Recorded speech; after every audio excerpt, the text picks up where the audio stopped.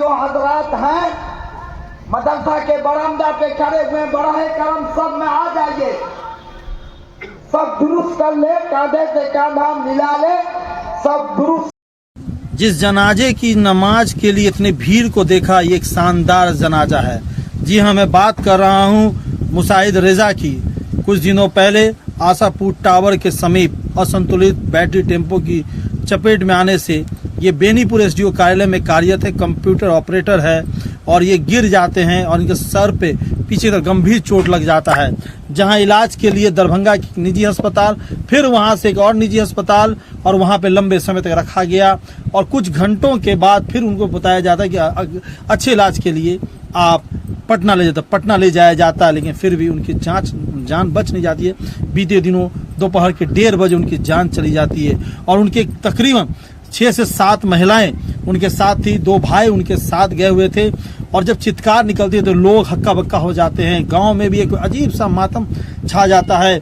चौक चौराहे से लेके हर कोई चर्चा करते रहते हैं मुसाहिद रेजा की। ये वो शख्स था जो किसी के भी आंख के आंसू को मुस्कुराहट में बदल देता था, किसी के काम को नहीं रोकता था, सबको खुश रखना इसकी अदा थी। और सोचिए, उसकी जनाजा हम आपको दिखा रहे हैं किस तरीके से दूसरे गांव के लोग भी उस जनाजे में शिरकत की और नमाज पढ़े, और सभी ने उनके लिए दुआ की। और वहीं पे ये भी उन्होंने धन्यवाद दिया कि जो एसडीओ हैं बेनीपुर के, उन्होंने बहुत मदद किया। यहाँ तक कि जो सांसद है गोपाल जी ठाकुर, उनसे भी मदद ली गई तो उन्होंने भी मदद किया। अब सबकी गुहार है कि उनकी 3 छोटी छोटी बच्चियां हैं, और उनकी जो धर्म पत्नी है वो किसी तरह से बच्चे का गुजर बसर कर सके, तो उनकी जो नौकरी है अनुकंपा पे उनको दिया जाए। पहले सुनिए क्या घटना घटी, लोग क्यों इतने दिल से जुड़े थे उनके साथ, कि इस जनाजे की भीड़ वाकई में वो चीज याद दिलाती है कि जियो तो ऐसा जियो कि मरने के बाद भी तुम्हें कोई याद रखे। सर, ये क्या मामला हुआ है, कैसे ये देहांत हुआ है इनका? जो ये क्या नाम है इनका? हुआ है कि ये ऑफिस जा रहे थे, 9 से 10 के बीच में सुबह का वक्त था। कहाँ ऑफिस? बेनीपुर एसडीओ ऑफिस में ये कंप्यूटर ऑपरेटर थे, सरकारी कर्मचारी थे। सरकारी कर्मचारी। ठीक है, फिर ऑफिस जाने के क्रम में जो है ना, आशापुर टावर के पास एक असंतुलित टेम्पो उधर से आई बेनीपुर की तरफ से, अचानक इनको ठोक दिया। ये रोड पे सर के बल गिरे, बुरी तरह घायल हो गए। लेकिन हम लोग तो वहाँ पे थे नहीं, कहीं से फोन आई, खबर आई, हम लोग 10 मिनट में हम लोग पहुँचे। जब तक जीवन हॉस्पिटल में ये इनको ऑक्सीजन लगा हुआ था, बदन इनका कूद रहा था बुरी तरह। फिर हम लोग वहाँ रेफर किए, हम लोग लेके गए city hospital, ambulance city hospital Darbhanga गए। वहाँ जाने के बाद सीटी स्कैन हुआ, तो उन्होंने कहा हमको कि ये वेंटिलेटर पे रखने का मरीज़ है, लेकिन हमारे पास 4 ही वेंटिलेटर है जो फुल है, अभी अवेलेबल नहीं है, आप कहीं और देख लीजिए। फिर हम लोग तुरंत एम्बुलेंस की और पारस लेके गए। पारस में रहने के बाद जो है, ये कोमा में तो थे ही, 24 या 25 घंटा पारस में रहे, लेकिन देखिए कुछ सुधार नहीं हो रहा। तो हम लोग को तो शक्ति नहीं हुई, हम तो कहें कि भाई नहीं होता तो आप जो है हमको रेफर मारिए, हम एम्स लेके जाते हैं। फिर वो रेफर किए, हम एम्स लेके गए। एम्स में जाके लगभग 10-11 बजे रात में 1 तारीख को एडमिट कराया, 11 बजे करीब। और उसके बाद जो है रात भर इलाज चला। सुबह आने के बाद जो इनका 2 तारीख को थोड़ा बुखार उखार आया, हाई पावर में बुखार रहा, ब्लड प्रेशर डाउनफॉल होने लगा, और 1 से 1:30 के बीच में 1 बजे इनका देहांत। अच्छा, ये बताइए कि ये कब की घटना है? ये 31/8/24 कितने बजे की? सुबह लगभग 10 बजे। 10 बजे। और ये एक्सपायर कब किया? 2 तारीख को 1 बजे दोपहर में। दोपहर में।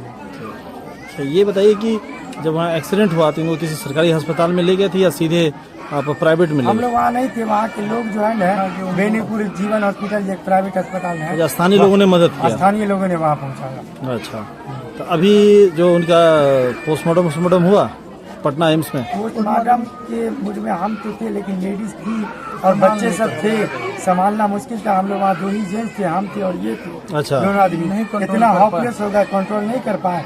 जबकि वहाँ के कुछ लोग जो हमारे जानने वाले थे, उन्होंने कहा कि पोस्टमार्टम कराइए, बाद में इसका बेनिफिट मिलेगा। हम लोग तो समझे, लेकिन औरतें एकदम जान देने को तैयार थी। हालात ये बन गया कि एक मैयत को उठाने के चक्कर में कई और मैयत ले जाना पड़ेगा हमको यहाँ से। मजबूरी के तहत हमने तुरंत एम्बुलेंस किए और घर की तरफ चले गए। क्या पुलिस आई थी? हाँ, पुलिस आई थी।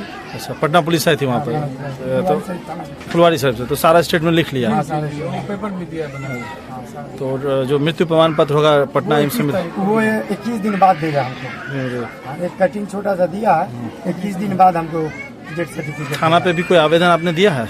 आज हमने दिया है। दिया है अपने थाना हाँ, में? आज हमने दिया। आपका क्या नाम है? मेरा नाम मोहम्मद एहसान अल्लाह। आप? हम उनके मृतक के बड़े भाई हैं। उनका क्या नाम? मोहम्मद मुशाहिद रिजा। क्या उम्र रही होगी? 30 to 35। अब आप लोग क्या चाहते हैं, कुछ हम प्रशासन लोग से? चाहते हैं कि उनके बाल बच्चे हैं, प्रशासन तो पहले उस ऑटो को पकड़ के उस पर जो करना है करे, फिर सरकारी सहायता जो भी है। उनके पास 3 छोटी बच्ची है, सब बच्ची 5 वर्ष के अंदर की। अच्छा, ये पता चला कि वो ऑटो कहाँ का था, क्या नंबर हाँ, का हमने उसमें ऑटो? गाड़ी नंबर लिखा, एप्लीकेशन नंबर अवेलेबल है। अच्छा, ठीक। जब आप सिटी हॉस्पिटल से उनको पटना एम्स ले गए, सिटी हॉस्पिटल से पारस ले गए। पारस ले गए थे, पारस से जब आप लेके पारस में गए जी, एम्स ले 15-16 गए, घंटे के बाद एम्स पटना ले गए। वहाँ पे क्या स्थिति थी इलाज के समय उनका? स्थिति कोमा में ही थे, वो होश में नहीं आए थे, स्थिति ठीक नहीं थी। फिर भी हम लोगों ने मतलब ये उम्मीद किया कि वहाँ जाने से ठीक हो जाएगा, यहाँ सही इलाज नहीं हो रहा है। अपने जन तक कोशिश की है, लेकिन वो बच नहीं पाए। वहाँ जाने के बाद एक्सपायर हो गए 1 बजे के आसपास। तो लास्ट समय किसी समय उन्होंने अपना आँख खोला, कुछ नहीं, बोला? नहीं, ऐसा नहीं, नहीं? कुछ नहीं। आईसीयू में ही थे? आईसीयू में ही थे, वो कोमा में ही थे। गिरने के बाद से कोमा में ही रहे, आँख नहीं खोले। तो उनका देहांत तकरीबन कितने बजे बताया आपने? 1 बजे हुआ है, दोपहर 2 तारीख को दोपहर में 1 बजे कितने पटना एम्स में। कितने लोग गए थे यहाँ से उनको लेकर? हम लोग 2 जेंट्स थे, 8-10 लेडीज थी, कुछ बच्चे थे। क्या स्थिति थी जब उनकी वहाँ पे खबर पता डेथ चला? करने तो के बाद जो है वहाँ स्थिति ये हो गई, उन लोगों ने बोला कि पोस्टमार्टम करवाने के लिए, लेकिन हम चाहे पोस्टमार्टम करवाएं, लेकिन स्थिति ऐसी बन गई पोस्टमार्टम करवाने में और भी कई लेडीज की जान चली जाती। इस तरह का माहौल वहाँ पे बन गया, हम लोग मजबूरन वहाँ से लेके आ गए बगैर मतलब कि ये करवाए। पुलिस जब आई थी, इंक्वायरी की थी, तो पुलिस को आप लोगों ने क्या बताया था वहाँ पटना में? पुलिस हमसे पूछी कि कैसे हुआ, क्या हुआ, सारा घटना बताएं जो हुआ था। उन्होंने लिखा, एक रिसीविंग दिया हमको, मृत्यु सर्टिफिकेट बोला 21 दिन के बाद आपको एम्स आना होगा, यहाँ से आपको मिल जाएगा। आप अब जिस विभाग में वो काम करते थे, सरकारी कर्मचारी थे, उनके बच्ची है, जैसे 3 गो बच्ची बता 3 रहे बच्ची हैं, हैं, छोटी बच्ची, सब 4 साल के अंदर है। तो अब क्या चाहते प्रशासन को, कैसे के सहयोग हक कर? में तुम बच्चे के लिए कुछ फायदा पहुंच जाए सरकार से, यही चाहते हैं। आप कौन है उनके? हम उसके भाई हैं, फुफेरे। क्या नाम है आपका? मेरा नाम हसनैन है। तो ये कौन सा इलाका है जहाँ उनका ये घर है? बहेरा है, बहेरा का मोहम्मदपुर बहेरा है ये। खालिद साहब, आपके यहाँ एक युवा लड़के का एक्सीडेंट हुआ है और पूरा गांव देख रहा हूँ एकदम सन्नाटा है, मातम है, लोग आ रहे हैं जा रहे हैं मिलने। ये शख्स कौन था और इतनी लोग क्यों चाह रहे हैं उसको?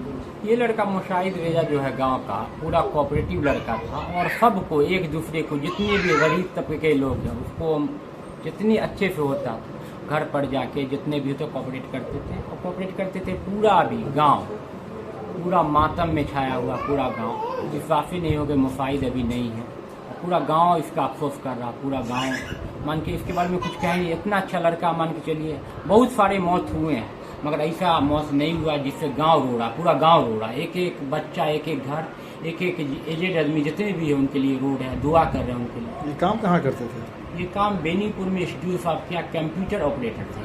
अच्छा, हुआ क्या था? हुआ एक्सीडेंट हो गया, एक्सीडेंट होके बाद ये आपको पारस में गया, पारस से वहाँ रेफर कर दिया, पारस से उसके बाद गए कि IGMA से गया, वहाँ मान के इसकी मृत्यु हो गई IGMA से। तो इसके लिए FIR कुछ दर्ज हुआ, क्या सब बातचीत हुआ? FIR के लिए दिया हुआ था, SDO साहब से बात हुई। SDO साहब इतने अच्छे लोग हैं और इतने अच्छे SDO साहब आदमी हैं, बोले हम मदद करेंगे। वो तो मेरे ऑफिस का आदमी, हम क्यों नहीं मदद करेंगे। SDO साहब के फ़ोन के माध्यम से 2-3 बार हमारी बात हुई। SDO साहब बोले खाली जी क्यों नहीं मदद करेंगे, वो तो मेरा स्टाफ है, खुद ही हम लोग पूरा स्टाफ उसके लिए रो रहा है। SDO साहब मदद करेंगे और SDO साहब से हम चाहेंगे कि अनुकंपा पे उस लेडीज़ को अनुकंपा पे उसकी नौकरी हो, जो 3 बच्ची हो उसकी, तो 3 बच्ची का भरण पोषण अच्छे से हो सके। SDO साहब से हम हाथ जोड़ के निवेदन करेंगे। और किसी ने मदद की? और यह विधायक है, MP है, इन लोगों की MP तरफ साहब से? ने, MP साहब जो यहाँ गोपाल जी ठाकुर, वो ने मदद किया है इसमें, अब बहुत ज़्यादा मदद किया। उनसे भी हम चाहेंगे कि जो मदद हो मुशाहिद के फैमिली का अच्छे से मदद करे, जो अनुकंपा पे उसको नौकरी हो मान के चलिए, उनके बच्चे का देख रेख अच्छे से हो सके। क्या नाम हुआ आपका? खालिद अहमद जिलानी।